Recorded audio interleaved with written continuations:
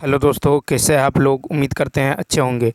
दोस्तों, इस वीडियो में सामान्य अध्ययन प्रैक्टिस सेट पेपर देखने वाले हैं। यह वीडियो बिहार शिक्षक भर्ती 2024 के लिए अति महत्वपूर्ण रहने वाला है, तो आप लोग लास्ट तक ज़रूर बने रहिएगा। यदि आप सामान्य अध्ययन का और भी प्रैक्टिस सेट पेपर देखना चाहते हैं तो आप जो है चैनल के लोगों पर क्लिक करके प्लेलिस्ट के जरिए आप देख सकते हैं। तो चलिए देखते हैं क्वेश्चन नंबर जो है फर्स्ट से। क्वेश्चन नंबर फर्स्ट है कि बिहार के उत्तरी गंगा मैदान में कौन सी मिट्टी नहीं पाई जाती हैं। तो इसका राइट आंसर होने वाला है सी ऑप्शन, यानी बलथर मिट्टी। तो बिहार के उत्तर गंगा मैदान में बलथर मिट्टी नहीं पाया जाता है। बिहार के उत्तरी गंगा का मैदान जलोढ़ मिट्टी द्वारा निर्मित मैदान है। बिहार के विशाल मध्य मैदानी भाग 90% क्षेत्र जलोढ़ मिट्टी की जो है का बना है। और गंगा नदी के जो है उत्तर स्थित जलोढ़ मैदान हिमालय से निकालने वाली नदियों के अवसादों की प्राप्ति से होती हैं। फिर है कि बाल सुंदरी या दोमट मिट्टी जो है पूर्णिया, सहरसा, दरभंगा, मुजफ्फरपुर आदि भागों तक फैला हुआ है। नेक्स्ट क्वेश्चन देखिए, कहा था कि वर्ष 2023 में राष्ट्रीय महिला आयोग का 31वां स्थापना दिवस कार्यक्रम कहाँ संपन्न हुआ। तो 39 का होगा सी ऑप्शन, नई दिल्ली। वर्ष 2023 में राष्ट्रीय महिला आयोग का 31वां स्थापना दिवस कार्यक्रम नई दिल्ली में संपन्न हुआ है। वर्तमान में राष्ट्रीय महिला आयोग की अध्यक्ष जो है रेखा शर्मा हैं। नेक्स्ट क्वेश्चन देखिए, क्वेश्चन नंबर जो है क्वेश्चन नंबर 40 है कि वर्ष 2023 में कौन सा देश राष्ट्रीय सौर गठबंधन का नवीनतम सदस्य बना है। 40 का राइट आंसर होगा ए ऑप्शन, यानी कांगो। तो वर्ष 2023 में कांगो देश जो है अंतर्राष्ट्रीय सौर गठबंधन का नवीनतम सदस्य बना है। वर्ष 2023 में कांगो देश जो है अंतर्राष्ट्रीय सौर गठबंधन का नवीनतम सदस्य बना है। अंतर्राष्ट्रीय सौर गठबंधन का मुख्यालय गुरुग्राम हरियाणा में स्थित है। कांगो की राजधानी जो है ब्राजीले हैं। नेक्स्ट क्वेश्चन देखिए 41। नेक्स्ट क्वेश्चन है कि बिहार के निम्न में से किस जिले में शहरीकरण की दर 5% से अधिक है। तो 41 का होगा बी ऑप्शन, नालंदा। तो देखिए विकल्प में से बिहार के नालंदा जिले को शहरीकरण की दर 5% से अधिक है। वर्ष 2011 की जनगणना के अनुसार बिहार में नगरीकरण का प्रतिशत 11.3 था, ठीक है, जो वर्तमान में बढ़कर 15.3% हो गया है। भारत में जो है बिहार में भारत की कुल आबादी का जो 8.65% निवास करता है, लेकिन देश के कुल आबादी का केवल 3.1% ही शहर में निवास करता है। बिहार में सर्वाधिक नगरीकरण जनसंख्या वाला जिला है, फर्स्ट है पटना 44.3%, मुंगेर है 28.3% एवं नालंदा है 26.2%। बिहार में न्यूनतम शहरीकरण जनसंख्या वाला जिला है समस्तीपुर 3.46%, बांका है 3.52%, मधुबनी है 3.68% और कैमूर है 4.02%। बिहार में 2011 के जनगणना के अनुसार 92.08 मिलियन ग्रामीण जनसंख्या एवं 11.72 मिलियन नगरीय जनसंख्या है। भारत में शहरीकरण आबादी 2011 के जनगणना के अनुसार 31% से अधिक है। भारत में सर्वाधिक जो है शहरीकरण जो है गोवा राज्य का है, 62% से अधिक आबादी। नेक्स्ट क्वेश्चन है कि बिहार में किस प्रकार के सेलों में पाइराइट पाया जाता है। सी ऑप्शन, विंध्यन क्रम सेल। तो देखिए बिहार में विंध्यन क्रम सेल में पाइराइट पाया जाता है। उसको है कि कुडपा क्रम के बाद भारत में विंध्यन क्रम की सेल का विकास हुआ है। बिहार में विंध्यन क्रम की सेल दक्षिणी पश्चिमी रोहतास और कैमूर जिलों में पाई जाती हैं, ठीक है। विंध्यन समूह की चट्टानों को दो भागों में विभाजित किया गया है। पहला है निम्न विंध्यन समूह की चट्टानें, दूसरा है ऊपरी विंध्यन चट्टानें।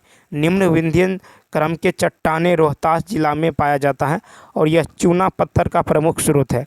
उसके बाद है कि ऊपरी विंध्यन क्रम की चट्टानों में जो है बलुआ पत्थर, क्वार्टजाइट्स और उसके बाद है कि कांग्लोमेरेट आदि चट्टानें प्रमुख हैं। क्वेश्चन नंबर देखिए नेक्स्ट, नेक्स्ट क्वेश्चन है कि बिहार में न्यूनतम महिला साक्षरता दर वाला जिला कौन सा है? तो 43 का होगा बी ऑप्शन, सहरसा। बिहार में न्यूनतम महिला साक्षरता वाला जिला है सहरसा।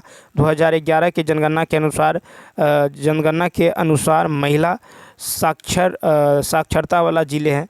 जैसे पहला है रोहतास, यहाँ पे साक्षरता दर है 62.97%, यानी अधिकतम है।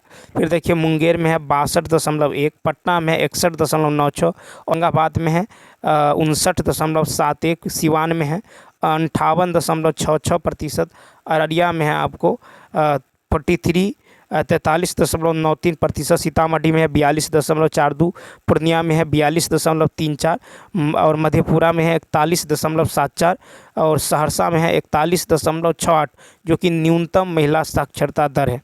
क्वेश्चन नंबर देखिए नेक्स्ट है कि यूक्रेन से भारतीयों को वापसी के लिए भारत में कौन सा ऑपरेशन शुरू किया गया था? तो 44 का होगा बी, क्या है? ऑपरेशन गंगा। ठीक है, तो याद रखना है कि यूक्रेन से भारतीयों को वापसी के लिए भारत सरकार द्वारा जो है और कौन सा ऑपरेशन चला गया है? ऑपरेशन गंगा। ठीक है, यानी बी ऑप्शन। यूक्रेन से भारतीयों को वापसी के लिए भारत सरकार ने ऑपरेशन गंगा पहल की शुरुआत किया था। वंदे भारत मिशन जो है कोरोना वायरस के कारण वैश्विक यात्रा पर प्रतिबंधों होने के विदेश में फंसे भारतीय नागरिकों को वापस लाने हेतु चलाया गया था।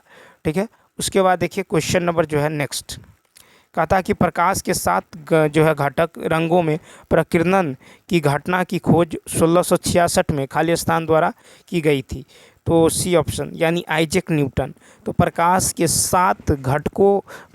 7 घटक रंगों में प्रकीर्णन की घटना की खोज जो है 1666 में आइजैक न्यूटन द्वारा की गई थी।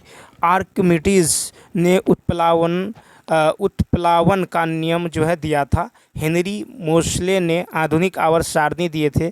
श्वेत प्रकाश का इसके अवयवी रंगों में वियोजित होना प्रकाश का वर्ण विक्षेपण कहलाता है। प्रकाश के 7 रंगों में वियोजन में सबसे ऊपर लाल जबकि सबसे नीचे बैंगनी होते हैं।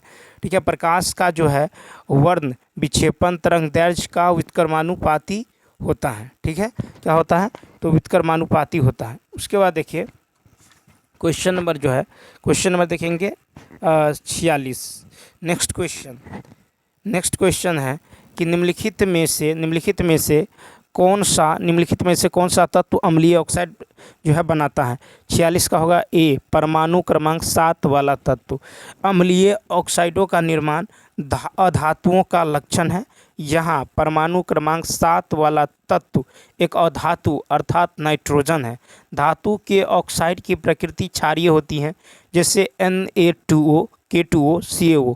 कुछ धातु के ऑक्साइड उभयधर्मी प्रकृति के होते हैं, जैसे Al2O3, ZnO, PbO, SnO2। धातु आवर्त सारणी के बाएं भाग में पाए जाते हैं जबकि अधातु दाएं भाग में पाए जाते हैं। बाकी सभी तत्व धातुएं हैं। नेक्स्ट कहा था कि पौधे को इनमें से कौन से पोषक तत्व मिट्टी से प्राप्त होते हैं? 47 का होगा ए ऑप्शन, नाइट्रोजन पोषक तत्व पौधे को मिट्टी से प्राप्त होते हैं। पौधों की वृद्धि तथा विकास के लिए 17 प्रकार के आवश्यक पोषक तत्वों की आवश्यकता होती है, जिसे निम्न श्रेणी में विभक्त किया गया है। ठीक है, अब देखिए पहला है कि मुख्य पोषक तत्व, द्वितीय पोषक तत्व और सूक्ष्म पोषक तत्व। नेक्स्ट क्वेश्चन है कि परमाणु के केंद्र के चारों ओर इलेक्ट्रॉन बिना ऊर्जा खोए वृत्ताकार पथ पर घूमता है। यह किसने कहा? 48 का ए ऑप्शन, बोहर।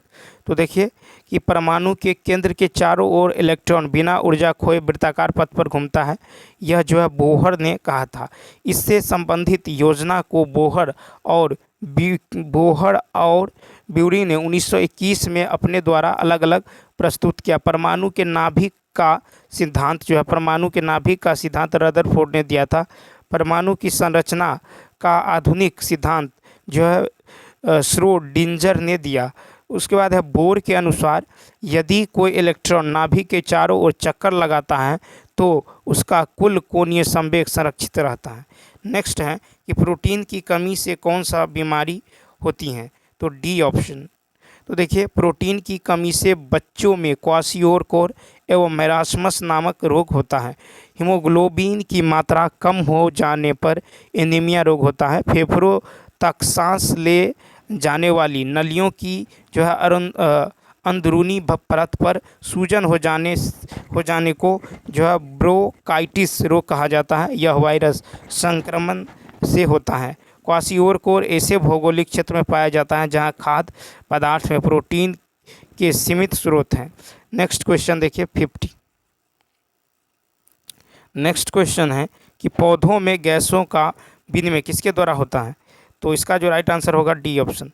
देखिए पौधों में गैसों का विनिमय स्टोमेटा, ठीक है, ये स्टोमेटा, उसके बाद है लेंटिकल्स तथा क्यूटिकल तीनों द्वारा होता है। स्टोमेटा पौधों में पत्तियों में पाए जाने वाला अति सूक्ष्म छिद्र होता है और स्केंटिकल्स जो है टहनी व शाखाओं के छाल में पाया जाता है और क्यूटिकल अधिकांश पौधों की बाह्य त्वचा में उपस्थित होता है। स्टोमेटा रंध्र प्रकाश संश्लेषण तथा श्वसन के दौरान गैसीय आदान प्रदान में सहायक होता है। उसके बाद है वाष्पोत्सर्जन के दौरान भी जलवाष्प रंध्र से होकर बाहर निकलता है।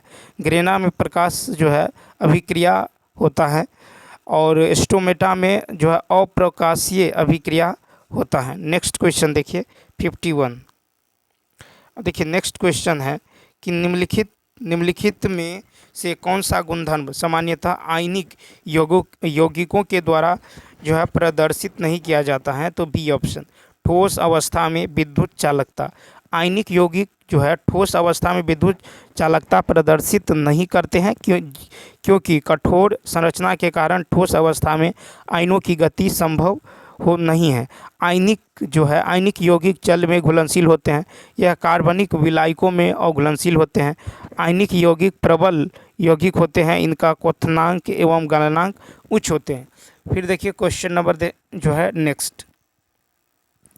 नेक्स्ट क्वेश्चन है कि निम्नलिखित में से किसके द्वारा निश्चित रूप से किसी दूरस्थ ऊंचे भवन की पूरी लंबाई का प्रतिबिंब देखा जा सकता है? B option. केवल उत्तल दर्पण। तो देखिए उत्तल दर्पण वस्तुओं का आभासी सीधा तथा वस्तु से छोटा प्रतिबिंब बनाता है। अतः किसी दूरस्थ ऊंचे भवन की पूरी लंबाई का प्रतिबिंब उत्तल दर्पण के प्रयोग से देखा जा सकता है। उत्तल का प्रयोग साइड मिरर के रूप में किया जा सकता है क्योंकि दृश्य क्षेत्र बहुत बड़ा होता है। उत्तल दर्पण की फोकस दूरी धनात्मक होती है। अवतल दर्पण द्वारा बना प्रतिबिंब आभासी एवं वास्तविक दोनों प्रकृति के होते हैं। समतल दर्पण द्वारा जो है बना प्रतिबिंब सीधा आभासी एवं वस्तु के बराबर आकार का प्रतिबिंब बनता है। नेक्स्ट, न्यूरॉन्स की शाखा जैसी संरचना को क्या कहा जाता है? B option. शाखिका। तो देखिए न्यूरॉन्स की शाखा जैसी संरचना को शाखिका कहा जाता है। न्यूरॉन्स तंत्रिका तंत्र की रचनात्मक और क्रियात्मक इकाई हैं। ठीक है। क्वेश्चन नंबर नेक्स्ट देखिए नेक्स्ट है कि किनके द्वारा लंदन में ब्रिटिश इंडिया सोसाइटी की स्थापना की गई? तो ए ऑप्शन विलियम एडम्स। तो देखिए लंदन में ब्रिटिश इंडिया सोसाइटी की स्थापना विलियम एडम्स के द्वारा किया गया। विलियम एडम्स ने इसकी स्थापना 1839 में किया। इसकी एक शाखा 1843 में बंगाल ब्रिटिश इंडिया सोसाइटी के नाम से किया था, जिसके प्रथम अध्यक्ष जॉर्ज थॉमसन थे। फिर है कि यह देश के सभी वर्ग के लोगों के कल्याण एवं ब्रिटिश प्रशासन के सामने उनके अधिकारों से संबंधित मांग को रखने के लिए किया था। ठीक है। इस संस्था का उद्देश्य ब्रिटिश शासन में भारतीयों की वास्तविक अवस्था के विषय में जानकारी प्राप्त करना, इनका प्रचार प्रसार करना और जनता की उन्नति सामाजिक कल्याण के लिए कार्य करना। 1851 ईस्वी में ब्रिटिश इंडियन एसोसिएशन की स्थापना किया गया। ब्रिटिश इंडियन एसोसिएशन के अध्यक्ष राधाकांत देव थे। इसके सचिव देवेंद्र नाथ टैगोर थे। भारत का प्रथम राजनीतिक संगठन जो है लैंड होल्डर्स सोसाइटी था, जिसका स्थापना 1838 ईस्वी में किया था। इसका संस्थापक जो है द्वारिका नाथ टैगोर थे। लैंड होल्डर्स सोसाइटी जमींदारों के हित से संबंधित संगठन थी। मद्रास नेटिव एसोसिएशन की स्थापना 1852 ईस्वी में जो है सी वाई मुदलियार और वी रामानुजाचारी द्वारा किया गया। फिर है 1865 में लंदन इंडियन जो है सोसाइटी की स्थापना दादा भाई नौरोजी द्वारा किया गया। 1866 में दादा भाई नौरोजी द्वारा ईस्ट इंडिया एसोसिएशन की स्थापना की गई। फिर 1870 में MG रानाडे द्वारा पूना सार्वजनिक सभा की स्थापना किया गया। लंदन इंडिया कमेटी की स्थापना 1862 में पुरुषोत्तम मुदलियार द्वारा किया गया। नेक्स्ट क्वेश्चन देखिए। नेक्स्ट है कि भारत छोड़ो आंदोलन के दौरान कहाँ जो है कहाँ समानांतर सरकार की स्थापना नहीं हुई? तो सी ऑप्शन गोरखपुर। तो भारत छोड़ो आंदोलन के दौरान गोरखपुर में समानांतर सरकार की स्थापना नहीं हुई। बलिया यूपी में चीतू पांडे के नेतृत्व में समानांतर सरकार का गठन किया गया। पहला समानांतर सरकार का गठन बलिया में हुआ था। और तामलुक में जो है 73 वर्षीय विधवा मातंगिनी हजारा ने गोली लग जाने के बाद भी राष्ट्रीय झंडे को ऊंचा रखी। बलिया के समानांतर सरकार ने स्थानीय जिलाधिकारी के शासन के सभी अधिकार छीन लिए तथा जेल में बंद सभी कांग्रेस नेताओं को रिहा कर दिया। उसके बाद है कि तामलुक में समानांतर सरकार 17 दिसंबर 1942 से सितंबर 1944 तक चला। तामलुक में जातीय सरकार की स्थापना किया गया। जातीय सरकार ने तूफान पीड़ितों की सहायता के लिए कार्यक्रम प्रारंभ किया। स्कूलों को अनुदान दिए तथा अमीर लोगों का अतिरिक्त धन गरीबों में बांटा। जातीय सरकार ने एक सशस्त्र विद्युत वाहिनी का गठन किया। सतारा में प्रति सरकार ने जो है नाम से समानांतर सरकार की स्थापना की। सतारा का सरकार YV चौहान तथा नाना पाटिल द्वारा स्थापित किया। सतारा का समानांतर सरकार सबसे लंबी अवधि तक रही है। फिर देखिए नेक्स्ट क्वेश्चन। नेक्स्ट है कि अंडमान निकोबार की सबसे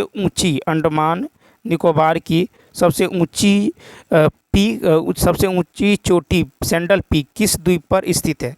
तो ए ऑप्शन उत्तरी अंडमान निकोबार की सबसे ऊंची चोटी सैंडल पीक उत्तरी अंडमान में स्थित है। अंडमान द्वीप समूह की एकमात्र नदी जो है कलपोंग नदी सैंडल पीक के ढलान से प्रारंभ होती है। सैंडल पीक की ऊंचाई 737 मीटर है। सैंडल पीक राष्ट्रीय उद्यान से यह चोटी घिरी हुई है। यह राष्ट्रीय उद्यान का क्षेत्रफल जो है 32.54 वर्ग किलोमीटर है। यहाँ जो है अन्य पशु पक्षियों के अलावा अंडमान का जंगली सूअर, पानी का जो है गोह और शाही कबूतर पाया जाता है। नेक्स्ट क्वेश्चन देखिए कि सदाकत आश्रम की स्थापना की थी? E option. तो देखिए सदाकत आश्रम की स्थापना मजहरुल हक के द्वारा किया गया। इस आश्रम की स्थापना असहयोग आंदोलन के दौरान पटना में की गई। सदाकत एक अरबी शब्द है जिसका अर्थ होता है सत्य और आश्रम। इस आश्रम की स्थापना में बिहार स्कूल ऑफ इंजीनियरिंग के उन छात्रों को सहयोग प्राप्त था। फिर है कि जिन्होंने असहयोग आंदोलन में अपना संस्थान छोड़ दिया था। सदाकत आश्रम राष्ट्रीय स्वतंत्रता संग्राम में बिहार का मुख्यालय रहा। डॉक्टर राजेंद्र प्रसाद की मृत्यु 28 फरवरी 1963 को सदाकत आश्रम में हुआ था। सदाकत आश्रम की स्थापना 1921 में किया गया 1921। और सहयोग आंदोलन जो है 1 अगस्त 1920 से 12 फरवरी 1922 के बीच गांधी जी द्वारा चलाया गया प्रथम संगठित और व्यवस्थित आंदोलन था। सदाकत आश्रम जो है खैरू मियाँ द्वारा दान में दिए गए भूमि निर्मित है। मौलाना मजहरुल हक ने 1921 ईस्वी में दी मदरलैंड नामक समाचार पत्र निकाले। आधुनिक बिहार के जनक डॉक्टर सच्चिदानंद सिन्हा को माना जाता है। लियाकत अली अंतरिम सरकार में वित्त मंत्री और पाकिस्तान के प्रथम प्रधानमंत्री था जिसका बम विस्फोट में हत्या कर दिया गया था। Next question. अब देखिए क्वेश्चन नंबर जो है नेक्स्ट है कि रेगूर या काली मिट्टी का सबसे ज़्यादा विस्तार किस राज्य में है? C option Maharashtra. रेगूर या काली मिट्टी का सर्वाधिक विस्तार जो है ये महाराष्ट्र में है। काली मिट्टी को कपास मिट्टी भी कहा जाता है। काली मिट्टी को अंतर्राष्ट्रीय स्तर पर जो है उष्णकटिबंधीय चोरनोजम मिट्टी भी कहा जाता है। यह मिट्टी का फैलाव भारत में 5.46 लाख वर्ग किलोमीटर क्षेत्र में है। महाराष्ट्र के अतिरिक्त गुजरात, पश्चिम मध्य प्रदेश, राजस्थान, जो है आंध्र प्रदेश, कर्नाटक, तमिलनाडु तक में यह मिट्टी पाई जाती है। बेसाल्ट चट्टान के टूटने से इस मिट्टी का निर्माण होता है। देश की कुल क्षेत्रफल का लगभग 15.2% भू क्षेत्र पर यह मिट्टी है। काली मिट्टी का निर्माण ज्वालामुखी लावा के और मैग्मा से हुआ है। मैग्नेटाइट, लोहा, एल्युमिनियम, सिलिकेट, जो है ह्यूमस आदि की उपस्थिति के कारण इसका रंग काला हो जाता है। इसे स्वतः जुताई वाली मिट्टी या स्वतः कृषि मिट्टी कहा जाता है। यह मिट्टी गीले होने पर भी चिपचिपा एवं सूखने पर दरार पड़ जाती हैं। इसमें नमी धारण करने की क्षमता बेहतर होती है। भारत में इसका सबसे ज़्यादा विस्तार महाराष्ट्र में है। लोहा, चूना, पोटास, एल्युमिनियम, कैल्शियम एवं मैग्नीशियम कार्बोनेट की प्रचुरता, जबकि नाइट्रोजन, फास्फोरस एवं कार्बनिक तत्वों की कमी होती है। इसमें देखिए कपास, सोयाबीन, चना या ज्वार आदि की खेती होती है। नेक्स्ट, विधान परिषद की कुल सदस्यों में से कितने सदस्य राज्य में रह रहे स्नातकों द्वारा निर्वाचित होते हैं? तो 59 का होगा ए ऑप्शन, यानी कुल का 1/12 सदस्य। तो विधान परिषद में जो है स्नातक मतदाता के द्वारा 1/12 सदस्य का निर्वाचन होता है। विधान परिषद की संरचना अनुच्छेद 171 के आधार पर निम्न प्रकार है। विधान परिषद का 1/3 सदस्य को विधानसभा चुनता है। विधान परिषद का 1/3 सदस्य को स्थानीय निकायों द्वारा चुना जाता है। विधान परिषद का 1/12 सदस्य को स्नातक मतदाता चुनता है और विधान परिषद का 1/12 सदस्य को शिक्षक चुनता है और 1/12 कला, साहित्य, समाज सेवा एवं सहकारिता के क्षेत्र से चुनता है। अनुच्छेद 169 के आधार पर विधान परिषद का गठन किया जाता है। वर्तमान समय में बिहार, उत्तर प्रदेश, महाराष्ट्र, कर्नाटक, तेलंगाना एवं आंध्र प्रदेश में विधान परिषद हैं। ठीक है, किसमें है? तो बिहार, उत्तर प्रदेश, महाराष्ट्र, कर्नाटक, तेलंगाना एवं आंध्र प्रदेश। क्वेश्चन नंबर देखिए 60। क्वेश्चन नंबर 60 है कि किसने कांग्रेस सम्मेलनों को 3 दिनों तक एक तमाशा कहा था?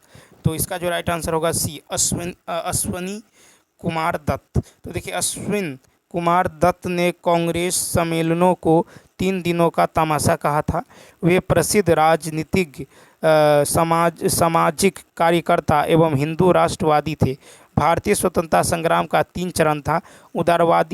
उदारवादी कांग्रेस पार्टी का काल 1885 से 1905, कांग्रेस पार्टी की उग्र विचारधारा का काल जो है 1905 से 1919 और गांधी युद्ध यानी अंतिम काल जो है 1919 से क्या था? 1947। ठीक है, 1919 से 1947। उसके बाद देखिए कि उदारवादी कांग्रेस पार्टी के कार्यक्रमों, कार्य नीति और रणनीति को लेकर कटु आलोचना किया गया। उदारवादी कांग्रेस के काल को प्रार्थना, अनुनय, विनय, प्रतिवेदन, सभा, सम्मेलन का काल कहा गया।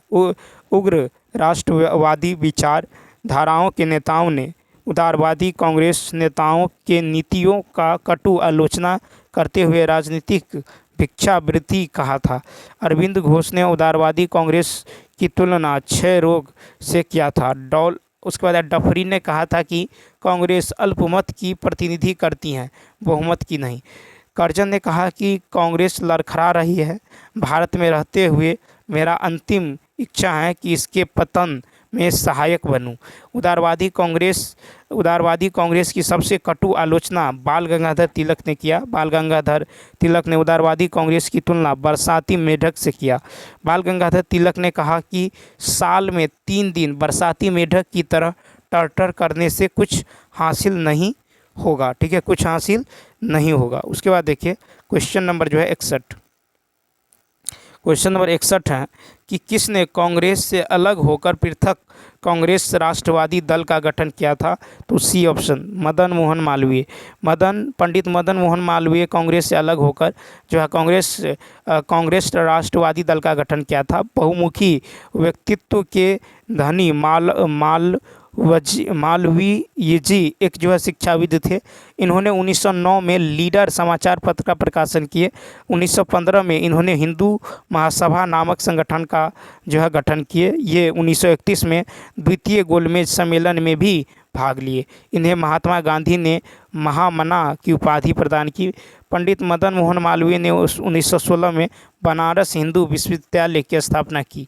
फिर है कि ये 1919 से 1938 तक BHU का कुलपति रहे। मदन मोहन मालवीय ने इंडो कैरिबियन की सहयोग की भारतीय अनुबंध प्रणाली को समाप्त करने में महत्वपूर्ण भूमिका का निर्वहन किया।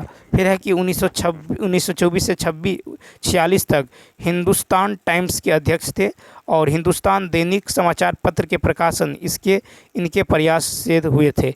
इन्होंने अपने राजनीतिक जीवन की शुरुआत 1886 में कलकत्ता कांग्रेस अधिवेशन ने किए थे। स्वतंत्रता से पूर्व सबसे अधिक बार कांग्रेस का अध्यक्ष जो है पद के लिए निर्वाचित होने वाले पंडित मदन मोहन मालवीय थे, जो 4 बार हुए थे।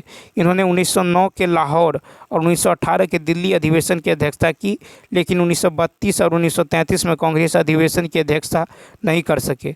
भारत सरकार ने 2015 में पंडित मदन मोहन मालवीय और अटल बिहारी वाजपेयी को भारत रत्न से सम्मानित किया। क्वेश्चन नंबर 62 है कि व्यक्तिगत सत्याग्रह के अंतर्गत पहले सत्याग्रही विनोबा भावे थे, दूसरे सत्याग्रही कौन थे? तो 62 का होगा बी, जवाहरलाल नेहरू। तो व्यक्तिगत सत्याग्रह में दूसरे सत्याग्रही जवाहरलाल नेहरू थे। व्यक्तिगत सत्याग्रह का प्रारंभ 17 अक्टूबर 1940 से हुआ। गांधी जी वायसराय के साथ एक संक्षिप्त भेंट के पश्चात गांधी जी ने व्यक्तिगत सत्याग्रह की अपनी योजनाएं सामने रखी। सर्वप्रथम 17 अक्टूबर 1940 को महाराष्ट्र के पवनार में विनोबा भावे पहली सत्याग्रही बने। इलाहाबाद में द्वितीय सत्याग्रही जवाहरलाल नेहरू थे, लेकिन सत्याग्रह के पूर्व ही उन्हें गिरफ्तार कर लिया गया। फिर है कि अगस्त प्रस्ताव को कांग्रेस पार्टी ने अस्वीकार कर व्यक्तिगत सत्याग्रह जो है प्रारंभ किया। तीसरा सत्याग्रही ब्रह्मदत्त थे। उसके बाद है तीसरी सत्याग्रही ब्रह्मदत्त थे। व्यक्तिगत सत्याग्रह अधिक सफल तो नहीं रहा।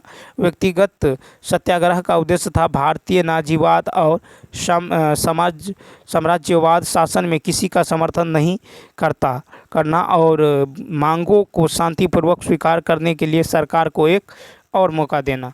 ठीक है, उसके बाद देखिए क्वेश्चन नंबर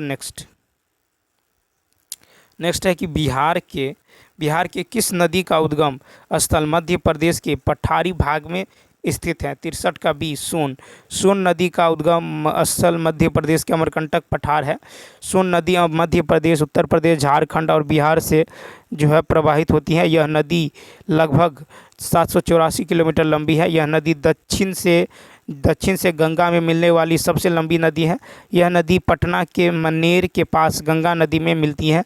अजय नदी का उद्गम स्थल जो है जमुई जिले के चकाई के पास जो है बटपार नामक स्थान है। कर्मनाशा बिहार और उत्तर प्रदेश में बहने वाली नदी है। जमुई नदी हुगली नदी की उपनदी है। देवघर उसके बाद है जामतारा और बोलपुर अजय नदी के तट पर अवस्थित है। तेऊर नदी पर तेऊर नहर चंपारण में स्थित है और ललबकया नदी पर ढाका नहर जो है ढाका शहर अवस्थित है। फिर है कि सकरी नदी पर सकरी नहर अवस्थित है। ठीक है, और ललबकया नदी पर ढाका नहर अवस्थित है। ठीक है, ढाका नहर अवस्थित है। नेक्स्ट क्वेश्चन 64 देखिए। क्वेश्चन नंबर 64 है कि निम्नलिखित में से कौन सही है? 64 का होगा सी ऑप्शन। चतुर्थ आंग्ल मैसूर युद्ध, टीपू की पराजय हुई। चतुर्थ आंग्ल मैसूर युद्ध में टीपू सुल्तान पराजित हुआ। चतुर्थ आंग्ल मैसूर युद्ध 1799 में लड़ा गया। इस युद्ध में श्रीरंगपट्टनम के किला के निकट लड़ते हुए टीपू सुल्तान 4 मई 1799 को मारा गया। अंग्रेजों ने मैसूर के पुराने राजा वाडियार वंशीय चिक्का कृष्णराज के वंशज को मैसूर का राज्य सौंपकर उसके साथ सहायक संधि किया। चतुर्थ आंग्ल मैसूर युद्ध के समय बंगाल का गवर्नर जनरल लॉर्ड वेलेस्ली था। प्रथम जो है आंग्ल मैसूर युद्ध 1767 से 1769 तक जो है चला, जिसमें हैदर अली को विजय प्राप्त हुई। द्वितीय आंग्ल मैसूर युद्ध का समापन 1784 में मंगलौर की संधि के द्वारा जो है हुआ। फिर है कि तृतीय आंग्ल मैसूर युद्ध 1780 से 1784 के बीच हुआ। मद्रास की संधि 1769 के द्वारा प्रथम आंग्ल मैसूर युद्ध समाप्त हुआ। तृतीय आंग्ल मैसूर युद्ध 1790 से 92 ईस्वी तक लड़ा गया। इस युद्ध में टीपू सुल्तान पराजित हुआ। तृतीय आंग्ल मैसूर युद्ध का समापन श्रीरंगपट्टनम की संधि के द्वारा हुआ। नेक्स्ट क्वेश्चन देखिए कि थाल घाट किन दो नगरों को आपस में जोड़ता है? 65 का ए नासिक मुंबई। थाल घाट दर्रा नासिक मुंबई को जोड़ती हैं। थाल घाट दर्रा। थाल घाट प्रायद्वीपीय भारत का प्रमुख दर्रा है। पश्चिमी घाट में थाल घाट, पाल घाट और भोर घाट 3 महत्वपूर्ण दर्रा हैं। फिर है कि भोर घाट दर्रा से होकर कोंकण रेलवे गुजरता है। कोंकण रेलवे की लंबाई 760 किलोमीटर है। कोंकण रेलवे रोहा से मंगलौर तक जो है गुजरती हैं। ठीक है, उसके बाद देखिए कि भोर घाट दर्रा जो है ये मुंबई से पुणे के बीच संपर्क मार्ग है। ठीक है, भोर घाट दर्रा मुंबई से पुणे के बीच क्या है, तो मुंबई से पुणे के बीच जो है संपर्क मार्ग है। फिर पाल घाट दर्रा जो है कोयम्बटूर एवं कोच्चिन के बीच का संपर्क मार्ग है। सेनकोटा दर्रा तिरुवनंतपुरम एवं मदुरई के बीच संपर्क मार्ग है। मुंबई, नागपुर, कोलकाता रेल मार्ग एवं सड़क मार्ग थाल घाट दर्रा से होकर गुजरती हैं। फिर है कि कालीकट जो है कालीकट, त्रिपुरा, कोयम्बटूर जो है इंदौर रेल मार्ग और सड़क मार्ग पालघाट दर्रा से होकर गुजरती है। मुंबई, पुणे, बेलगांव, चेन्नई रेल मार्ग एवं सड़क मार्ग भोर घाट दर्रा से होकर गुजरती है। नेक्स्ट देखिए क्वेश्चन नंबर नेक्स्ट है कि आल्प्स पर्वत का विस्तार किस महादेश में है? तो इसका जो राइट आंसर होने वाला है सी, यूरोप। आल्प्स यूरोप जो है महादेश की सबसे बड़ी पर्वतमाला है। यह पर्वत France, Austria, Germany, Italy, Slovenia, Monaco, Switzerland और लिechtenstein तक जो है फैला हुआ है।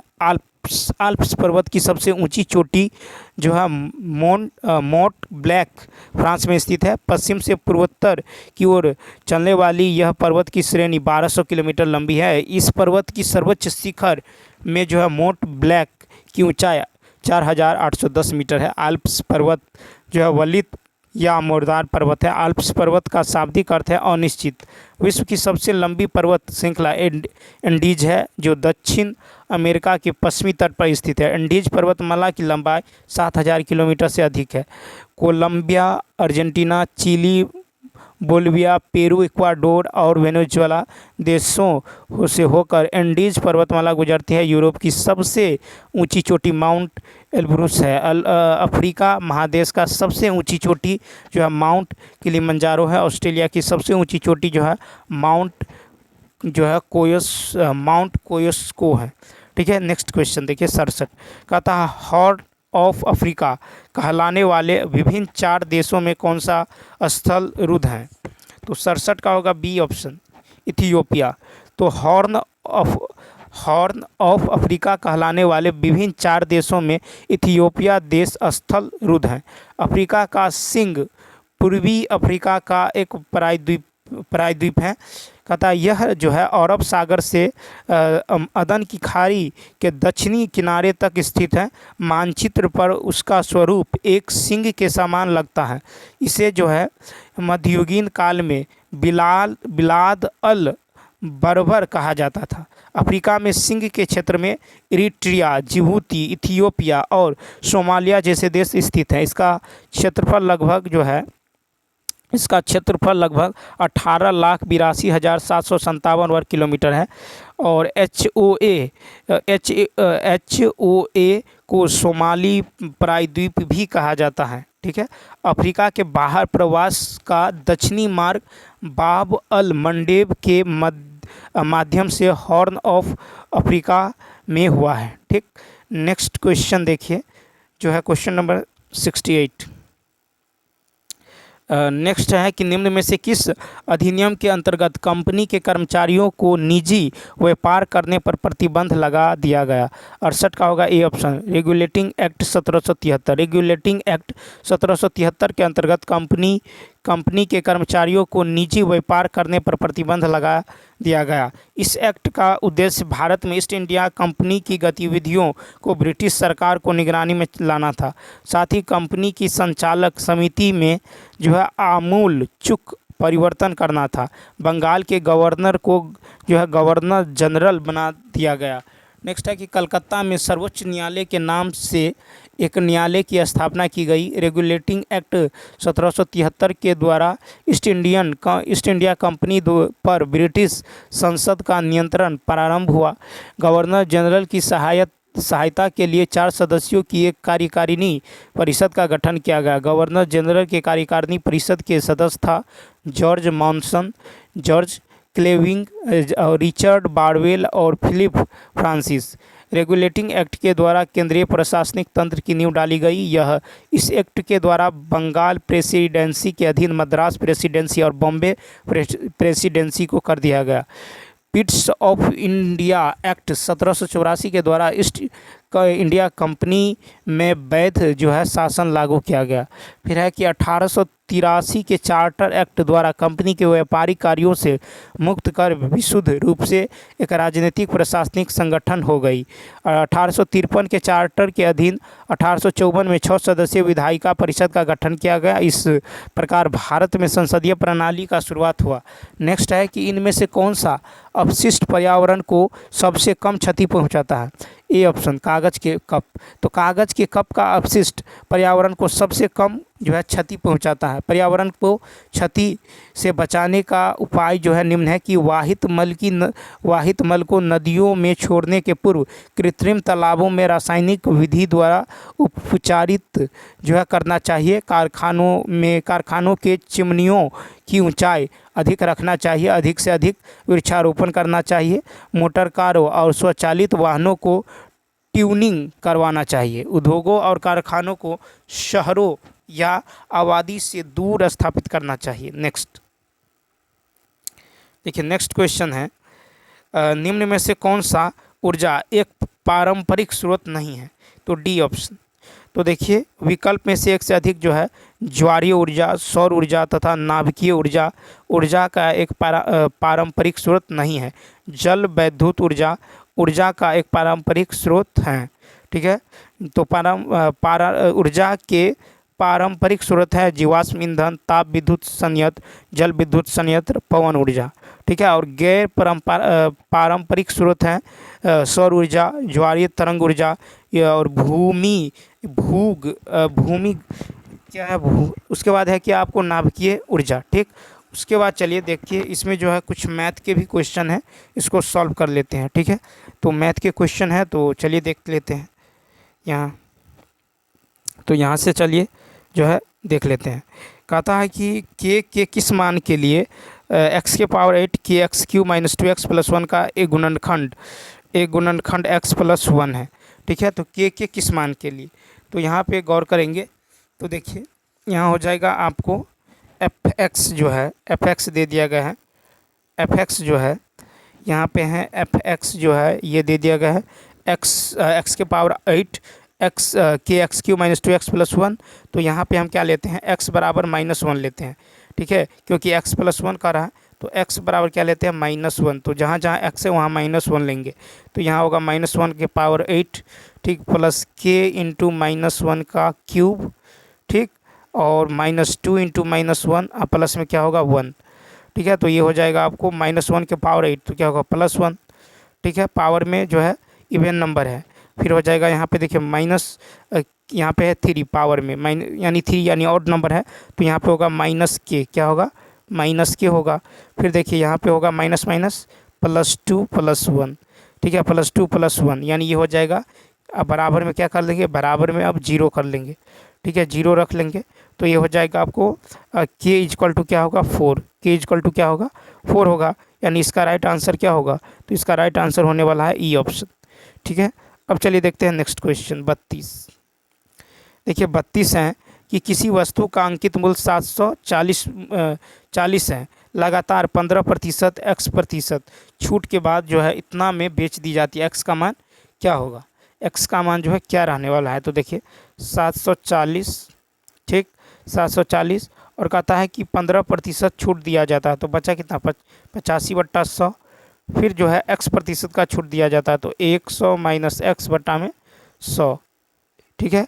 ये कितना होता है, ये होता है आपको 566.10 566.10।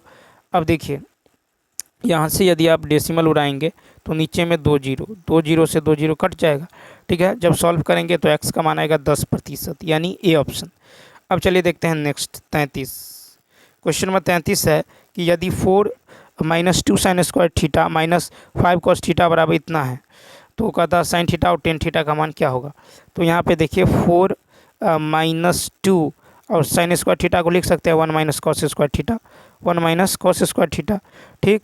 और देखिए यहाँ पे हो जाएगा -5 कॉस थीटा, -5 कॉस थीटा बराबर में क्या है 0, बराबर में है 0। ये हो जाएगा 4 minus 2 plus 2 cos square theta plus 2 cos square theta -5 cos theta -5 cos theta, ठीक है, -5 कॉस थीटा बराबर में 0, ठीक है। यानी इसको सॉल्व करेंगे तो ये हो जाएगा आपको 2 कॉस स्क्वायर थीटा, देखिए 4 में से 2 गया तो 2, तो यहाँ पे हो जाएगा आपको 2 cos square theta minus 5 cos theta plus में 2 बराबर में 0, बराबर में क्या होगा 0। तो ये हो जाएगा आपको इस तरह से बनाएंगे, देखिए तो ये हो जाएगा आपको 2 cos square theta minus 4 cos theta minus cos theta और प्लस में 2 बराबर में 0, ठीक है, +2 बराबर 0। यहाँ से कॉमन करेंगे 2 कॉस थीटा, तो क्या बचेगा कॉस थीटा माइनस में 2 -1 कॉमन करेंगे तो ये बचेगा cos theta minus 2, cos theta minus 2, ठीक है, कॉस थीटा माइनस 2 बराबर क्या हो जाएगा तो 0, ठीक है, बराबर क्या होगा 0। यानी ये हो जाएगा आपको कॉस थीटा बराबर 1/2, ठीक, कॉस थीटा बराबर 1/2, जबकि cos theta does not equal to क्या होगा 2, तो कॉस थीटा बराबर क्या होगा 1/2, सॉरी कॉस थीटा बराबर 1/2, लेकिन cos theta does not equal to 2, cos theta का अधिकतम मान 1 होता है, ठीक है, यहाँ पे दे दिया गया है।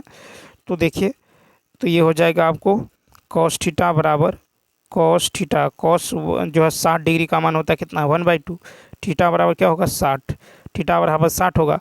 तो यहाँ से आप क्या करेंगे साइन 60